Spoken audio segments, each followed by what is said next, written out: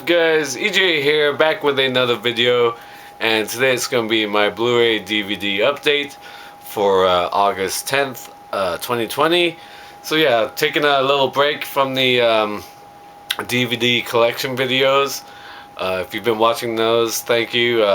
Don't worry, I'll get back to them tomorrow, but today it's going to be my Criterion haul. Of course, Barnes & Noble had their annual July 50% off Criterion sale this past month.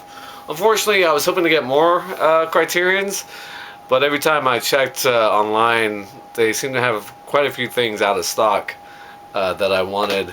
So, but I do have 6 Criterions to show you today that I got over the last few weeks. Some good movies in here. I got 5 DVDs and 1 Blu-ray. So let's get into it. So first we have Spy number 1005, and that is All About Eve from 1950, directed by Joseph L. Mankiewicz. Fantastic film about the theater business. Betty Davis, just wonderful. Ann Baxter, incredible. Celeste Holm and George Sanders.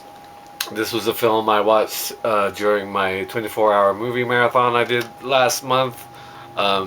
It's got an early appearance by Marilyn Monroe. Great film, one of the best films of the 50s. Very nice 2-disc edition with some good black and white inside cover art and booklets, so on. So yeah, All About Eve, a fantastic film. One of my favorites of the 50s. Alright, up next we have Spy number 1011, up into the 1000s. Failsafe from 1964, directed by Sidney Lumet, starring Henry Fonda and Walter Matthau. Great film, sort of an anti-war film about a sort of the onset of maybe World War III. When U.S. bombers accidentally get scrambled to bomb Moscow. So it's sort of a post-World War II, Cold War era film. Failsafe, terrific. Let's open it up inside. Again, only a 1-discer, this one, but I think it comes with a nice poster. There's a little cover art there. Let's check out this poster. Yeah, so like a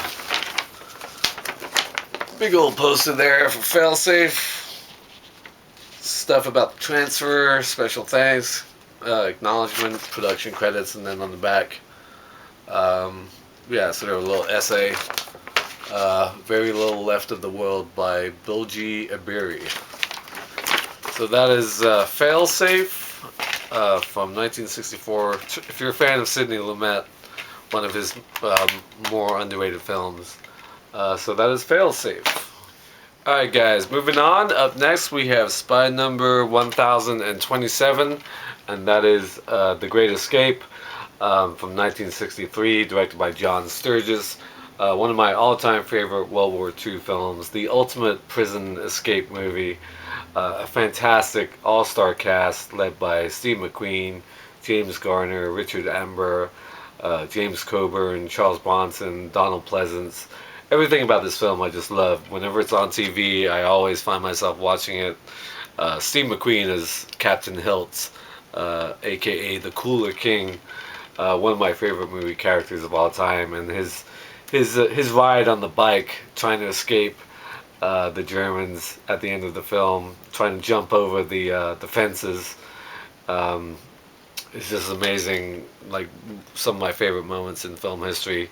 Everything leading up to that, though, in the camp, all the sort of little mind games that these RAF and American pilots try and come up with to thwart the Germans in the actual camp, and while they're digging the tunnels.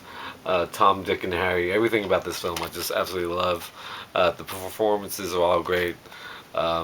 Just a fantastic film, one of my favorites of all time.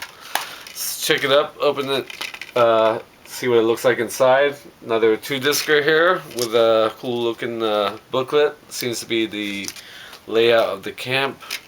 You got some photos of guys like Steve McQueen and James Garner, Charles Bronson down there.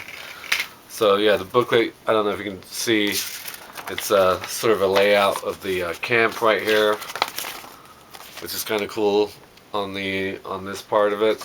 Then inside you got like another sort of essay, Not Caught by Sheila O'Malley, and stuff about the transfer. Again, special thanks, production credits, casting credits, that kind of stuff. So this was the one I was really looking forward to picking up, was The Great Escape. When I saw that this was going to get a release on Criterion this summer, this was the one I had to have. The Great Escape from 1963. Alright, up next we have spine number, hard to read with this color, 1004, and that is Now Voyager, another film starring Betty Davis. This one from 1942, co-starring Paul Heinried, and Claude Rains.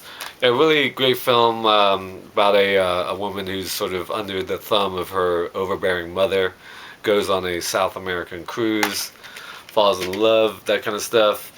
Very colorful 2-disc, like the sort of pink and blue here. Again, a big juicy booklet. No cover art though on this one, or inside cover art, but a nice booklet with some photos. Yeah, good photo on the back there. Betty Davis, one of the great actresses of all time, and obviously I'm a fan with this and All About Eve. So that is Now Voyager from 1942. Alright guys, moving on. Up next we have spine number 942, and that is The Tree of Life on Blu-ray from 2011. Film written and directed by Terrence Malick.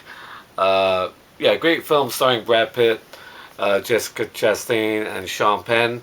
Sort of a interesting look at 1950s Americana, sort of family life. Very existential, as you would expect with a Terrence Malick film. Big fan of his as a director.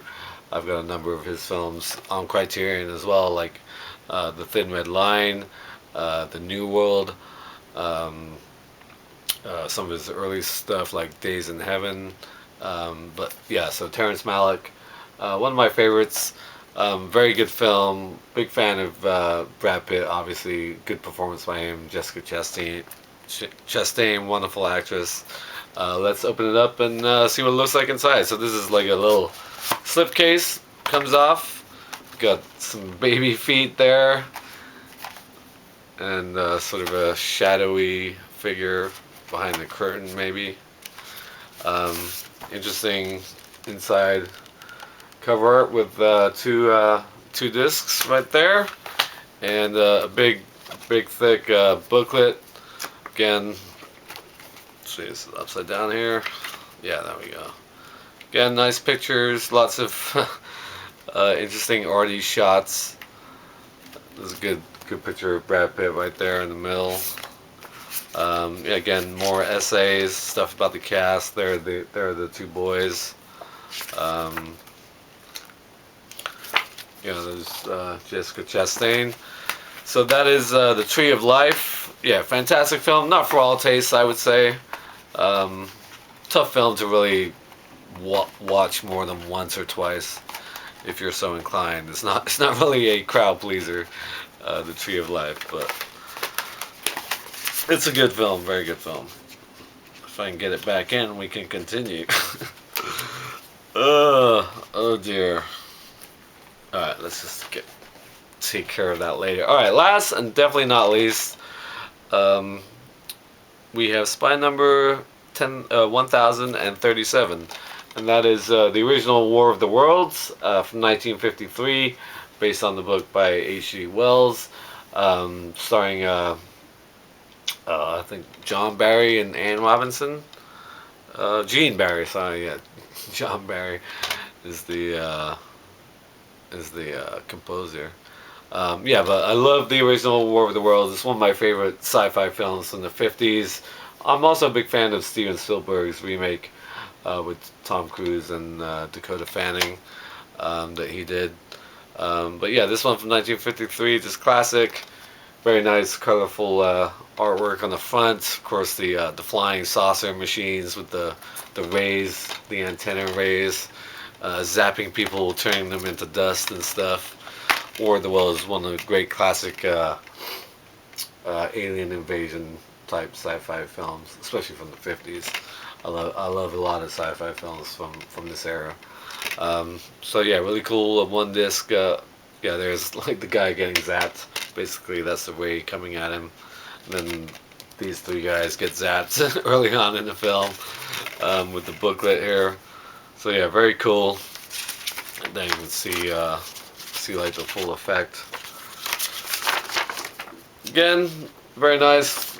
Credits, liner notes, cast and credits. Another essay, one called Sky on Fire by J. Hoberman. So yeah, some cool essays in these Criterion editions. Always do it right. So that is War of the Worlds from 1953.